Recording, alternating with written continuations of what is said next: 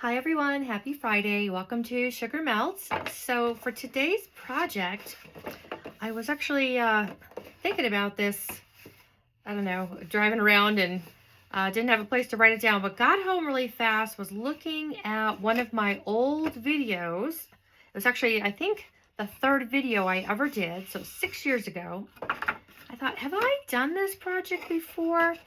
And I did a version of this. I did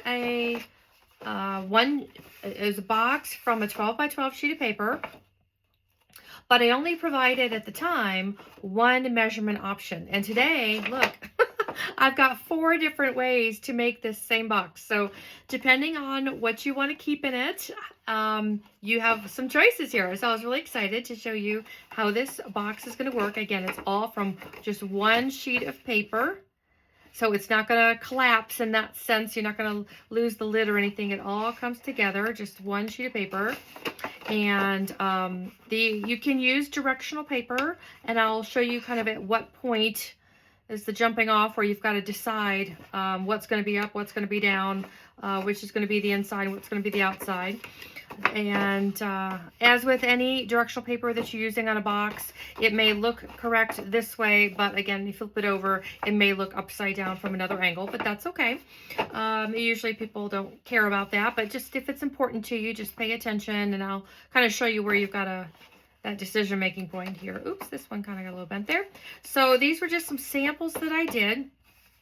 The way this box design works, I'll kind of draw it out for you here. Let me see, maybe I should use a Sharpie since it's on camera here. So if this is your 12 by 12 sheet of paper, and we're going to have on all 4 sides that border. So here's our, where we're going to score on all 4 sides. It'll be the same, because we want those walls to be the same. But because we've got it all as one sheet of paper, we're going to have to take that same measurement on all 4 sides and do it right through the middle. And so then this will be the top going over the bottom part of the box. And so this is where the limitation is, why I can't make this into a 4 by 4 by box, because of the center wall here. That back wall of the box is what makes it a long, thin box. And if you're looking for a 4 by 4 or 5 by 5, of course, I've got several videos out about that.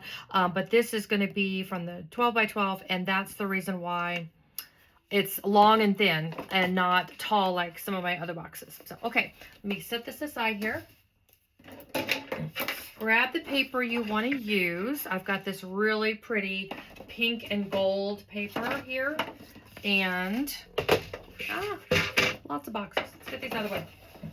So, you can see here, it's got all these beautiful gold dots. I think that's just going to be beautiful. That's going to be perfect. It's spring, so we're going to have all your birthdays and your baby showers and your graduation gifts and your Mother's Day. Father's Day is coming up, all the things. So always good to have a way to make a box really fast. This is a lot faster and cheaper than any of your gift boxes that you go and buy. So take a look at the opposite side. Now on this paper, it really doesn't matter. It's a bunch of seashells. I don't know if you can see that. And they're all over the place, upside down. So this one is not directional, but I'll show you when we get to that point, if you're following along, where you need to go. So to decide, so this box here, that sidewall is 1.5 inches. This was, I believe, the box that I made on that first video. This one here looks like this is 1 3/4 inch.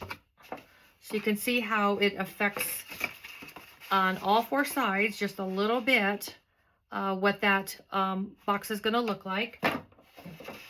This one, the wall is 2 inches, so it becomes really narrow. You lose a lot of space on all sides. And then this other box here also looks like this is also 2 inches. So let's do, I do kind of like, got my tear tape already cut for us. So I like this 1 3/4. So let me show you how to do this one. And the same thing will work if you do 2 inches, if you want to do, actually this might be 2.5. Is this my 2.5? No, I thought I did one that was 2.5. I guess I did not. So let's go ahead and start scoring on this, and we'll put this together really fast. So we're going to do 1 3/4 inches on all 4 sides, and then right through the middle. Okay, so let's do 1 3/4. And I think it's just easier to spin it around. That's what I do, and it's going to be the same on all 4 sides. All 4 sides.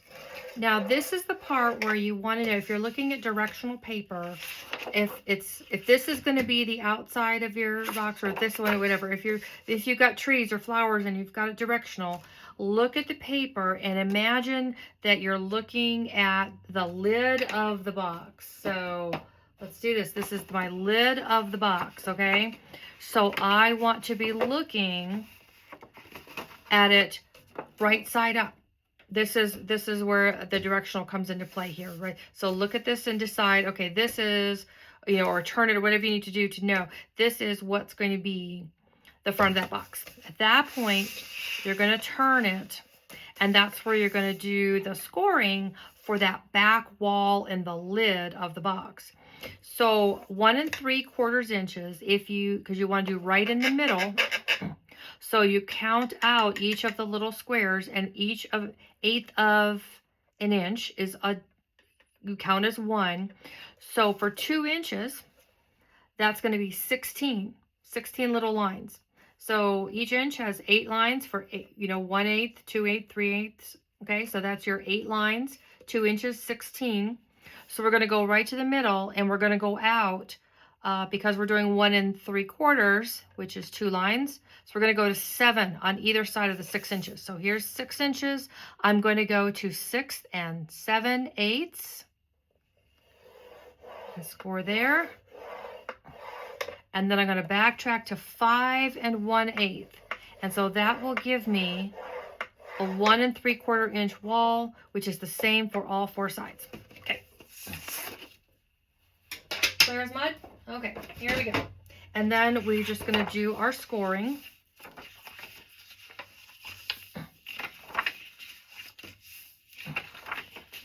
Score the 4 sides, and then we've got the 2 in the middle here. Okay. All right, there we go. Okay. So you're basically looking now, you've got 1 2 3 4 5. So this is going to be the front of the box, the bottom of the box, the back wall. We bring this over, and there's your lid and the front cover. So pay attention again to if you're doing directional, where am I looking? Where are my flowers? Where are my trees? Okay. So now what we're going to do on the side where we've got the 5 lines, we're going to cut into that first score line. Okay. So take a look at your paper, see where you can see your score line the best. 1, 2, 3, and then 4. And then the same thing on the other side. 1, 2, 3, 4. And we're going to go ahead and miter the first one, the third one, and the 5th one, just so that the edges don't pop over that side of that box. And if you haven't, in the middle, you can do both sides, doesn't really matter. Anything where there might be kind of a thick part, from this where you scored, you can trim that down, that's fine. This over, this one, and then we'll do the other side.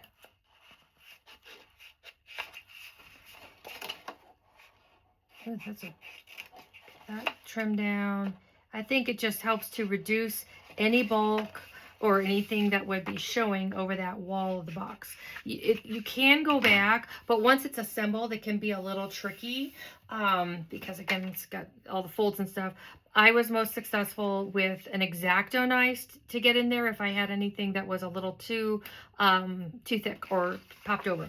So again, if you're directional at this point, before we start assembling, take a look and see, okay, this is where I want. So for me, I'm going to have like this. I want to be the front of the box because there's more gold dots right there. So I'm going to go ahead and start putting my tear tape on this one, the first one, the third one, and the fifth one. Okay, let's put a little piece of tear tape there, there, there. Okay, oops, there we go. And sometimes you may just have to kind of look and see like where's what's going to be at the top of the box, what's going to be on the side there, just where you want that tear tape to be. Oop, this one's, sometimes I've got this weird tear tape. I don't know if it's really good or really cheap, but it separates from the plastic coating a little bit. So that can make this a little tricky here. Let me do a piece right there.